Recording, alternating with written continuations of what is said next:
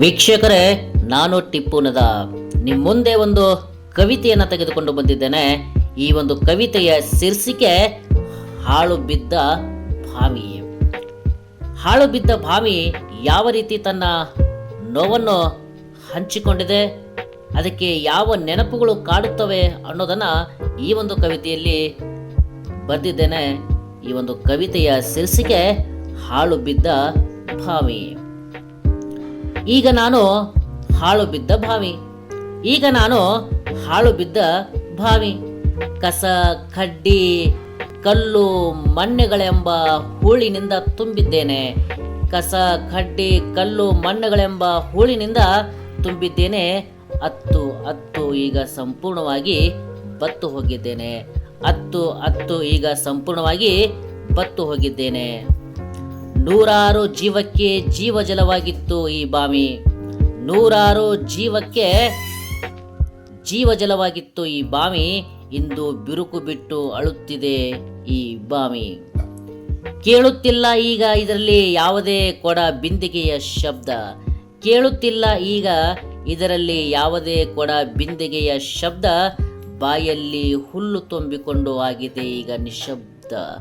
ಬಾಯಲ್ಲಿ ಹುಲ್ಲು ತುಂಬಿಕೊಂಡು ಆಗಿದೆ ಈಗ ನಿಶಬ್ದ. ಆಗ ಚಿಕ್ಕವರು ದೊಡ್ಡವರು ಜಾನುವಾರುಗಳು ಬರುತ್ತಿದ್ದರು ಈ ಬಾವಿಯ ಹತ್ತಿರ. ಆಗ ಚಿಕ್ಕವರು ದೊಡ್ಡವರು ಮತ್ತು ಜಾನುವಾರುಗಳು ಬರುತ್ತಿದ್ದರು ಈ ಬಾವಿಯ ಹತ್ತಿರ. ಇಂದು ಅಂಜಿಕೆಯ ಜಾಗವಾಗಿದೆ. ಇಂದು ಅಂಜಿಕೆಯ ಜಾಗವಾಗಿದೆ. ಸಾಯಲು ಬರುತ್ತಿದ್ದಾರೆ ಈಗ ಈ ಬಾವಿಯ ಹತ್ತಿರ. ಸಾಯಲು ಬರುತ್ತಿದ್ದಾರೆ ಈಗ ಈ ಬಾವಿಯ ಹತ್ತಿರ.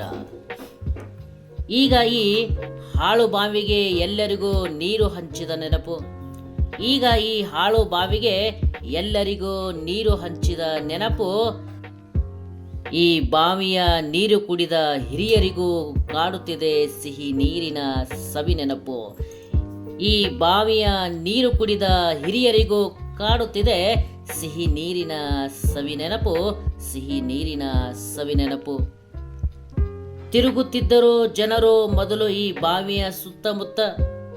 ತಿರುಗುತ್ತಿದ್ದರು, ತಿರುಗಾಡುತ್ತಿದ್ದರು ಮೊದಲು ಜನರು ಈ ಬಾವಿಯ ಸುತ್ತಮುತ್ತ. ಈ ಹಾಳು ಬಿದ್ದ ಬಾವಿಯ ಸುತ್ತ ಹರಿಸುತ್ತಿಲ್ಲ ಯಾರು ಚಿತ್ತ. ಈ ಹಾಳು ಬಿದ್ದ ಬಾವಿಯ ಸುತ್ತ ಹರಿಸುತ್ತಿಲ್ಲ ಯಾರು ಚಿತ್ತ. ಮತ್ತೆ ಇದಕ್ಕೆ ಮರುಜೀವ ಬರುವುದು ಯಾವತ್ತ. ಮತ್ತೆ ಇದಕ್ಕೆ ಮರುಜೀವ ಬರುವುದು ಯಾವತ್ತ. ಮತ್ತೆ ಇದಕ್ಕೆ ಮರುಜೀವ ಬರುವುದು ಯಾವತ್ತ. ಈ ಒಂದು ಕವಿತೆ ಇಷ್ಟ ಆದರೆ ನಿಮಗೆ ಲೈಕ್ ಮಾಡಿ, ಸಬ್ಸ್ಕ್ರೈಬ್ ಮಾಡಿ. ಯಾವ ರೀತಿ ಈ ಒಂದು ಬಾವಿ ಹಾಳು ಬಿದ್ದಿದೆ, ಅದು ಯಾವ ರೀತಿ ತನ್ನ ನೋವನ್ನು ಹಂಚಿಕೊಂಡಿದೆ ಅನ್ನೋದನ್ನು ಈ ಒಂದು ಕವಿತೆಯ ಸಾರವಾಗಿದೆ. ಧನ್ಯವಾದಗಳು.